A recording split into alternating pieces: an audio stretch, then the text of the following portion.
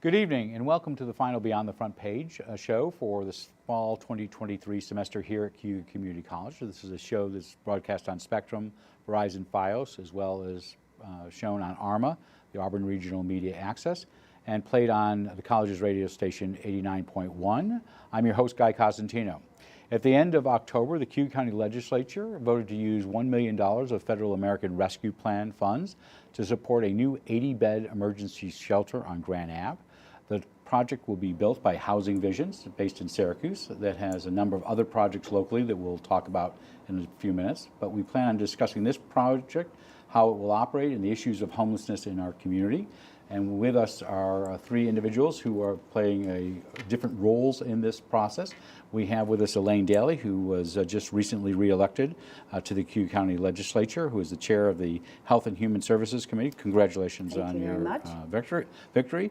Renee Jensen, who is with City Planning and runs the Community Development Block Grant Program, as well as on the Homeless Task Force locally. And then we have Chris Tever, the vice president of that organization, and he is here to talk about not only this, but there's going to be a public meeting here at the college on November 30th at 6 p.m. To update the community on this project.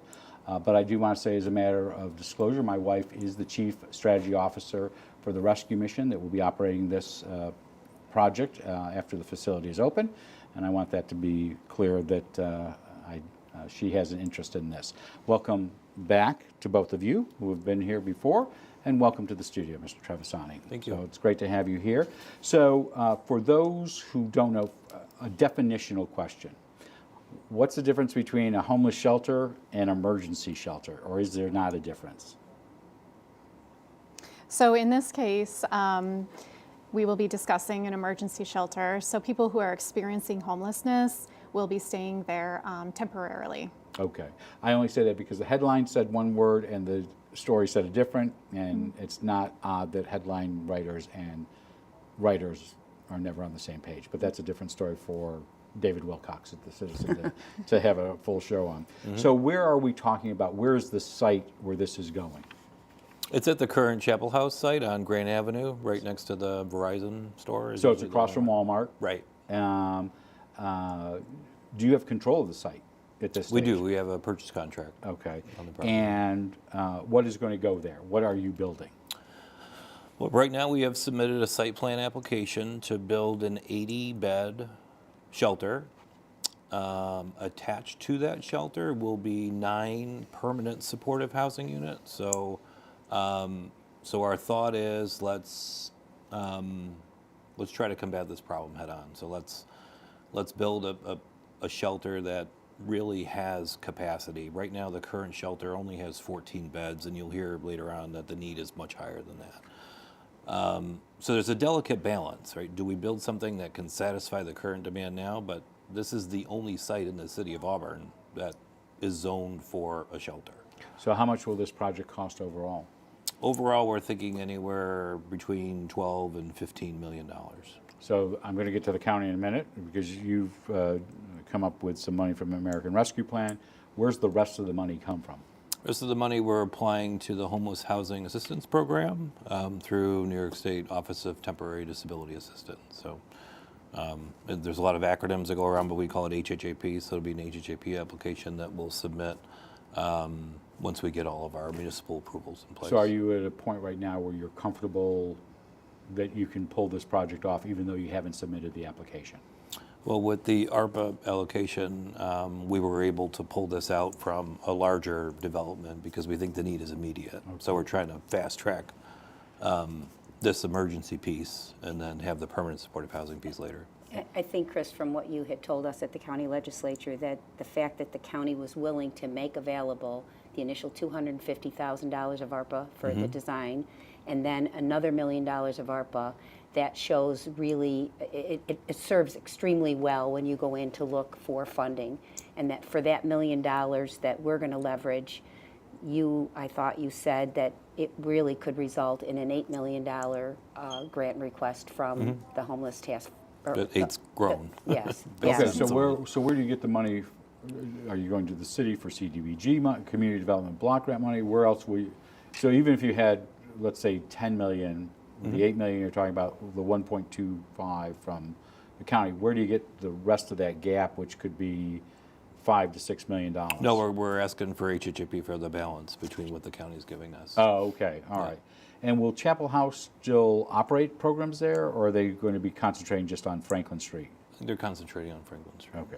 So both of these young ladies have been on our show before, so they know them from a different perspective, but people may not know who Housing Visions are. I know you've got some other projects we'll talk about at the end about, but what is Housing Visions? So Housing Visions, we're a non-for-profit. We're a 501c3. We're a real estate development, management, and construction company. And you're based out of? Based out of Syracuse. You know, we started more as a grassroots group of parishioners out of United Methodist Church. 3 or 4 parishioners right where United Methodist Church is, right on the base of Syracuse campus. Back in the late 80s, early 90s, just saw a lot of disinvestment on the east side of Syracuse. You know, houses starting to get boarded up, just a lot of disinvestment in the neighborhood, and a group of, interested parishioners got together. It was an accountant, an attorney, a real estate developer who worked for Pyramid, building malls all over the Northeast. They said, look, let's put our skills to use and put it in the neighborhood. So you're not for profit. How large a staff do you have? Over 100. Yeah. And what projects do you have locally? I know we were joking beforehand. You're renovating the building over where 81 and the Yeah, the so Met we're Stadium is. we're There's a partners in the house. Moyer Carriage Loft, the building with the house on top, right by Destiny. That once we painted and put windows on, everyone got all excited. So we're hopefully going to be finishing that by the end of the year, and then we'll. Do you have other projects in Cuyahoga County besides the two we'll talk about at State Street Yeah. and Holy Family? We've actually done 2 in Auburn. So what have they been? So we've done renovations. We did 3 properties on Westlake and Fort, right behind the Y. The brick buildings on Westlake and Fort. This was a few years ago. So this is Yes. the Several 1990s. years ago. Yeah. Okay. So actually, those will be lumped into our larger project where they've reached their compliance period, and we're going to reinvest in those properties. And then we also did a neighborhood revitalization, community development along Orchard Street. So Orchard Street Yep. with the Allens and home headquarters and others. Correct. And from my point of view, you guys had a really good relationship with the city of Auburn in terms of their respecting the kind of work that you did. So when your name surfaced, and we started meeting about this a number of years ago, you came to the table to see if you could help with some strategies for what do we do with Right. people in emergency need for housing, and how do we transition them to something affordable, which is also a big problem. So let's talk about the money. That's Bomber's Law. It's always about the money. So the county's coming up, besides the money you already came up for design phase, or Yep. pre-construction phase, you all agreed Yep. unanimously Yes. A lot of discussion about it, but at the end, there was a unanimous vote. for $1 million. That's million a of big ARPA. investment for the county. Extremely. So where's the money coming from? The money is coming from the $14.7 million of American Rescue Plan funds that the county has, that has to be obligated by 24 and actually spent by 26. So, I think initially when we were looking at the ARPA money and how we could spend it, they had just recently expanded the category that you could spend this non-lost revenue part, the mandatory spending, and they opened it up to low-income housing. So our budget director, Lynn, talked with Chris Lynn Marinelli and said, what do you think about, do you have use for how we could do this? And then all of a sudden, we were wondering if we could move State Street forward, do something. Right. And he came back and said, look, this is an opportunity to take this emergency shelter out of this big proposal that could take till 2028 to come to fruition. Right. And we can pull this out. You could get the funding that's available now, and we could actually get this shelter much sooner if we took it out and went this route. Right. So just so viewers know, when we talk about State Street, it's the old Polish Correct. home. And we'll talk about that Yep. in a while. But I want to go back to the county. How much is left of the American Rescue Plan? That has not been obligated. We just were going over this. There's probably $3.9 million until some things pass this month. There's probably $3.9 million And do you left think to that obligate. will be distributed by the new there's going to be a new legislature, massive changes come January. Oh, I think there is a lot of resolutions in the pipeline trying to get Spending passed. before January 1st. You know, how that will go, we'll see. So some of that stuff may be blocked, only waiting till the new legislature to take. And now we have other issues, you know, we have the ambulance issues that we have to deal with. So, you know, I think we need to be thoughtful with the rest of that $3.9 million. Does most of that money flow through your Committee of Health and Human Services, or does it go through Public Safety and Ways and Means? Does it go through all the committees? It generally goes through the committees by which the project is going to be, you know, taken from. But this one clearly is a... This one came through Health and Human Services, then to the full edge. So other than the pre-design phase and this $1 million, is the county committed to anything else right now on this project? No, this is the major investment the county's made on this project. So one of the arguments on this was that the county currently houses individuals who are homeless in hotels. Yes, that is, Is that mandated? Is that a requirement? well, you know, what the requirement is, you know, the County Department of Social Services is administrative arm of the state of New York. They make up the rules, and we determine eligibility and authorize the services. The county is authorized to provide emergency housing to people, and it's called Where Found. So if they present to us, we have staff that interview people. We find out where they last came from. We look to see if they have any resources in terms of staying with people. But if all is said and done, after working with these families or individuals, they are in need of emergency housing. We will start with the 16 beds, I think, at Ray of Light, which is Grand Ave. Yep. There's 15 beds on Franklin Street. And then the only other options we have are hotels. So when you say where found, does that mean that you could send people back to where they came? So say they came from Oswego or they came from Rye, New York. Would you put them on a bus? Well, where found means we would assist people to go back to where they have their supports and family and people that can help them. But if they say, you know, if they're sitting there, that means where found is we will obligate them. But there's been a lot of discussion about, and I think even people on the legislature think that there are a significant number of people that the department is housing that their last known address was not Cuyahoga County, and we are not finding that to be the case. So you think they are Cuyahoga County? They are, yes, because we've asked about 3 different times, give us a point in time right now, and the majority of people, their last known address was in Cuyahoga County. So it's $100 a night? Yeah, whatever the hotel can How much? charge Do you have us. an idea how much you spend in a given year? I do know, it's millions. I do know we are. In a given year? Oh, yes. Okay. Yes, and there's some reimbursement for single individuals, but only 29% reimbursement. Families are reimbursed by state and federal government, so there's no local share to housing families because that's a TANF case.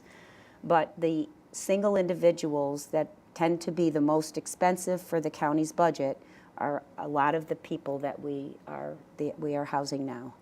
So the city's role in all this, because you've now cleared the county pathway, what is the city's role in, because it's obviously going to be in the city of Auburn, what's the city's role? So from a homeless task force point of view, you know, we've had a homeless task force for the city of Auburn and Cuyahoga County since 2002. And basically, the Homeless Task Force is a community network of local providers, local municipalities, community members, all working towards essentially ending homelessness. Is it just Cuyahoga County now, or are you connected to Oswego and Onondaga as well? So the Homeless Task Force we merged into a larger COC in 2016. So we are COC means what? Oh, I'm so sorry. Continuum of care. Continuum I of know, care. but I was like, I hope used By to the know. acronyms. I used to sit on this Yes. committee, so Yeah, I right, know it, for those who don't know. Yes, so we are part of a larger continuum of care. It's New York 505 Continuum of Does Care. that allow you to leverage more money? Yes, so we that continuum of care is Onondaga County, City of Syracuse, Oswego County, and Cuyahoga County, and it does provide us larger opportunities for funding housing programs in Cuyahoga County. So where is the city in the permitting? I'm assuming you had to wait till the the funding got in place, or some of the funding. Where's the city in the planning process, or the permitting process? So for the planning board process, that process strictly looks at the site plan and our zoning and what's allowable. So currently, And this is a 3-story facility on the same footprint Correct. roughly? Yep. Okay, sorry. no problem. Currently, our staff, we have what's called a design review committee where staff reviews the design and makes adjustments with any developer. So they have seen the plans, and it is going to be in front of planning board December 5th. And is there any commitment of city dollars right now to this project? So we have committed about $87,000 in community development block grant funds. And the community development block grant funds are overseen by you, and I know you're doing public hearings right now, and people can go to the city website to get more information to give their 2 cents or more on those, correct? Absolutely, yes. Have you heard any concerns by neighbors about the project?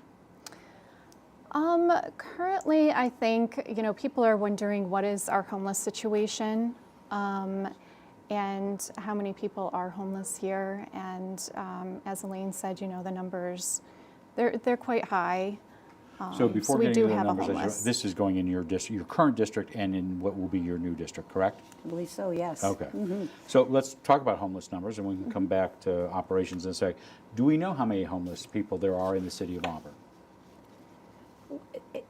I can give you from what Christine, the Commissioner of Social Services, gave me. November 9th, the county was housing 97 adults, I believe, and 33 families. And through the course of the winter, this has been growing each year. I think there were... So that's a county number. This is a county number of people who've come to the Department of Social Services saying, I am in need of emergency shelter.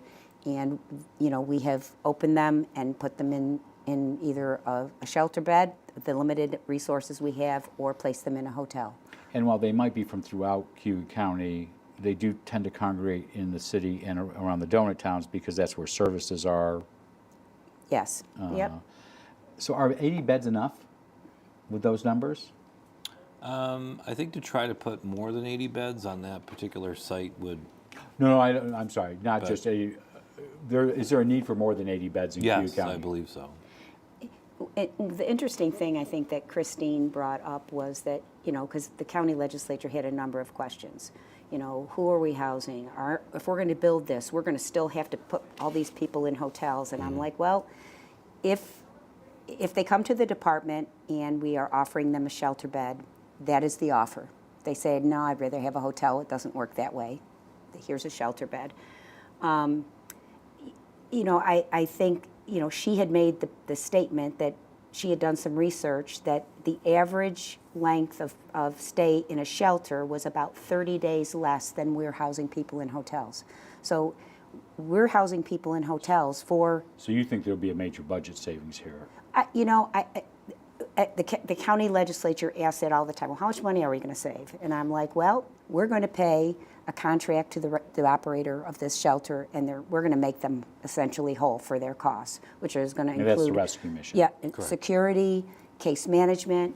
So, we're piecing this out now. We're paying for hotels. We're paying a per diem for Chapel House. We're paying for organizations to do case management. We're paying for hotel checks. We're hearing that people are, there's a lot of, police coming to these particular hotels and investigating issues. All of that will be taken away because security will be built, supervision and security and assistance would be built into this. So there are a number of hotels, obviously, in the city of Auburn. How about the hotels in Weedsport? Are they being utilized as well? They are, and I laugh because Chris Petrus would admit it on the floor. He was never, ever for building a shelter until he realized that He represents Weedsport yes, currently. that people, homeless individuals, were being sheltered in Weedsport because of overflow. And so I want to get into the operations, but one of the issues that's come up in recent months has been these, I want to say, groups of homeless people outside, specifically behind some gas stations up here on the east end of the city. Do you think this will reduce that? Well, I think, Because you can't force somebody into, Right. let's be clear. Yep. Correct. You cannot force somebody into a shelter, correct? correct. Okay. And they may be sheltered, I don't know. But the model that we're looking at, where you have people who are in an emergency crisis, they have a housing crisis, but then they have supportive services there on site, they're going to be connected to other opportunities. They're going to be connected to job services, they're going to be connected to a number of So there'll different- be services provided with Provided. this particular setup. where Correct. right now they don't have those opportunities. They may be, filling their day with walking around outside, and rightfully so. They may be, By the way, do you have a name for this? Not really. Okay, We're just okay. calling it rescue mission. Oh, you're calling it Rescue Mission, not Housing Visions. Correct. So will Housing Visions, once this is up and running, are you then moving, you're not operating, you're done with that particular project? Correct. You turn it over to Rescue Right. Mission? They're So gonna what is manage 100%. your timeline to get this operational, up and running? Built and up and running? You'll still own it, Chris? Housing Visions will still own the Yes, property? we Housing lease it and all. Rescue Mission will Right, that's the operate current the shelter? Okay. plan. So what's your timeline? Well, we're hoping once we get our municipal approvals, then we'll apply to HHAP, and then that's probably a 3-month or 4-month process, and then we'll finalize the design and then finalize the construction financing. And So is You know, this our hope end- is- it open by the end of '25 or sometime in '26? probably an 18-month schedule from starting, November of next year. So probably gets Operating into or constructing? operating 18 Operating. months after Okay. we start construction. And we mentioned Rescue Mission, so what will their role be there? They will be managing the day-to-day operations and providing the support services to the residents there. And so the contract with them is with you, or you? The contract with Rescue Mission will be between the Department of Social Services Okay. and Rescue Mission. Okay. And what is the time of stay that you would think that somebody would be in the yet to be colorfully named facility on Grand Ave? How long do you think it will be, how long will somebody stay there on average? Do we have any idea? Is it 30 days? Is it 24 hours? These are longer stays, correct? I think so. But I think Rescue Mission would probably have the data at their And we're hoping to have fingertips. them in the spring. Right. They weren't able, they're serving a lot of meals apparently. Right. 2 days from, Yep. as we tape this on, Good 2 for days them. before Thanksgiving, this will be shown next week as well, but Mm-hmm. they're serving some meals and they're working on that. So, And I think that shows to the importance of the other projects that are going to be put up, the Holy Family. Some of the other projects that you have to have affordable places for people to move into. Right. So it is not, this is the most immediate need we have, but the others are just as needed. so on the time of stay, are there certain rules and requirements for individuals when they come to the shelter, or you're not at that point yet to discuss that? Or is that more of a Rescue Mission question? It's more of a Rescue Okay. Mission. Yeah. So I don't Rescue want to Mission. say what I think, 'cause Okay. I could be wrong. Okay, so Rescue Mission does have a presence here. They Yep. obviously have something at Auburn Housing Authority over by the old, it's still called Malone Village, but Merriman in that area. They have the thrift store on Grand Ave. They also have a drop-off center across from Walmart. So they have a presence here. They're not somebody coming new Right. into the community, just as you had been here for Ford Mm-hmm. and Orchard. And a lot of experience in running a large homeless shelter. That's basically what was the thought about them administering this, correct? So what services did you say would be there, they would be providing at Grand Ave? Secure, you mean when the What type of service? So there'll be Case food service, management. case management. food, security, any supports that the individuals would need. Right. It's pretty much, But in addition to the 80 emergency beds, there's going to be 9 permanent units as well. Those are 1-year leases tied with wraparound services with Rescue Mission there on site, and that's a different funding source, another one. So are those people who've transitioned from a shelter into those? Yes. Okay. Yep. that need supports. That need support, and they're Yes. right on So give us an site. example of what a support would be for somebody who may not be aware of. So it could be someone who has serious mental illness or substance abuse, they would be there, and then the services would be provided by rescue mission staff, and then they could also identify, look, if there's other services we can't provide, we can offer those services through other county or state support services. So separate from the 80 beds for the emergency shelter and the services, are there other services that we're missing in Auburn and Cuyahoga County at this stage?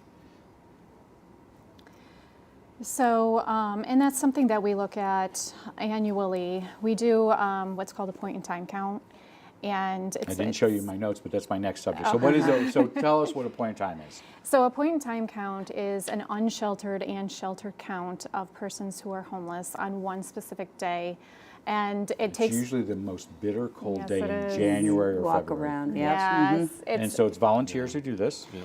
yeah. So it's typically held within the last 10 days of January. This coming year will be January 24th. I think it's a Wednesday. We do rely very heavily on volunteers to do both, the sheltered and unsheltered counts. For both the So- county sheriff's department and the city police department. And we work with human service Services all over. providers. So You typically, count what DSS is sheltering and Yep. then add on. So it may be those So- people behind a gas station right? or under a So bridge embankment. absolutely, Okay. yeah. That's Do- the unsheltered count. We're Do we looking know for what our people on- unsheltered count averages out every January? Yeah, so when we look back, we typically look at 2-year, 3-year periods. So in 2020, we had 0 unsheltered individuals who were experiencing homelessness. In 2023, in January 2023, we had 2. And in 2022 and 2021, we both had found 1 homeless individual. So we connect them with services that night, and then they are And this is typically required sheltered. by the federal government that you do this for some of this funding that you're seeking? We do, but we also use this data locally to look at, what needs and programs are needed here in our community for homeless individuals. I want to talk about the public meeting next on Thursday the 30th, which could be either a week from now or 2 days from now, depending on when you watch the show. But before I do that, you have 2 other quick projects. They're not going to be quick projects. You have two other projects. One is at, we talked about Polish Home on Grant Street, on State Street. What's that project? So initially, this Grand Ave emergency shelter was part of a larger homeless, we were just calling it a homeless development. So in addition to Grand Avenue, the city of Auburn was gracious enough to sell us the Polish Home for $1 or donate it to us. We currently own 12 units on Westlake and Fort and 3 buildings there. And then we recently put the old Holy Family School, former Holy Family School, under contract. So what are you putting in both State Street and at Holy Family real quick? So we also have, like our relationship with Rescue Mission, we have a relationship with Cayuga Health Network. So Sherry Weiss, who runs that organization, has a conditional funding award for support services for up to 20 individuals, not only who are experiencing homelessness, but also have some type of mental illness or substance abuse. And when will So- those projects be started? So we're hoping to apply for low-income housing tax credits through New York State Homes and Community Renewal June of next year. And so that's a 25 project, 26 by the time you're here? Probably. 26 at the earliest. So next on November 30th at 6 p.m. here at the college in our Student Activity Center, what is occurring? We are going to do a presentation on what we're proposing on Grand Avenue And only. there's been quite a wide mail out, or there So will be. 150 people have received invitations, I've heard. Well, yeah, so But can anybody come? yes. Okay. And we just don't know how to reach out. So the legal requirement is here. 400 Okay. for the planning board, and those I think went out today. But we work with the city, and we said, okay, let's expand the radius. So almost any connecting street, Prospect, and all the way behind up Seneca, all of them will get a letter from us saying, here's an invite to the meeting, and then. So is it presentation only, or is it No, Q&A as well? we're hoping to hear, once they learn what we're doing, then we're hoping to be interactive and we can answer any questions people may have. And so go ahead. I I'm had sorry. sent this information to Sheriff Shank because he had spoke and said that he was getting people coming to him saying, oh my gee, if we have an 80-bed shelter, we're going to be recruiting people from out of this county to come here and get these shelter beds. And the thing he wanted people to understand is that, and maybe people don't, we already have our own significant need here. And these individuals are here and they're being sheltered in hotels. And, that is not, in my opinion, anyway, a really feasible long-term solution. Love to have you all three back when you get farther along the process. Once Okay. you get, before you break ground, that would be great as you're going through this. But we do want to thank all three of you for coming in today to talk about this emergency shelter. There again is a public hearing, or public meeting on this on November 30th at 6 p.m. in the Student Activity Center here at the Cuyahoga Community College. But we do want to thank Elaine Daly, a member of the Cuyahoga County Legislature who chairs the Health and Human Services Committee, for talking about the county's role here. Renee Jensen from the city's planning department, and also Community Development Block Grant Program and the Homeless Task Force for also saying where the city is on this. And of course, the Vice President for Housing Visions, Chris Trevisani, for talking about what your role here is. And we would like to remind you that you can come to that meeting next Thursday, November 30th at 6 p.m. As I said at the beginning, this is the last Beyond the Front Page for the fall 2023 semester here at the college. We'll return in the spring with more Beyond the Front Pages inside government programs. We're done with political forums for the time being. But before we depart, I do want to send out a couple of thank yous. First, to all of our students who make these programs work. I don't think they always understand how important this is for the community to have these conversations, other than me interrupting people, where people can talk about in an extended format what's going on in the community. Also want to thank our new telecom director, Professor Aaron McCormick, Professor Mike Morano, as well as Jeff Sesniak and Rich Masha, who make this program work, and we're delighted to work with them. If you have thoughts for future guests for either Inside Government or Beyond the Front Page, you can still send them to me at cozguytho@aol.com. But otherwise, we want to hope that you have a great holiday season, have a great Thanksgiving. But I'm Guy Cosentino for Cuyahoga Community College. We'll see you back here in the spring.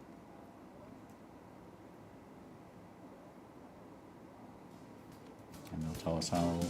So.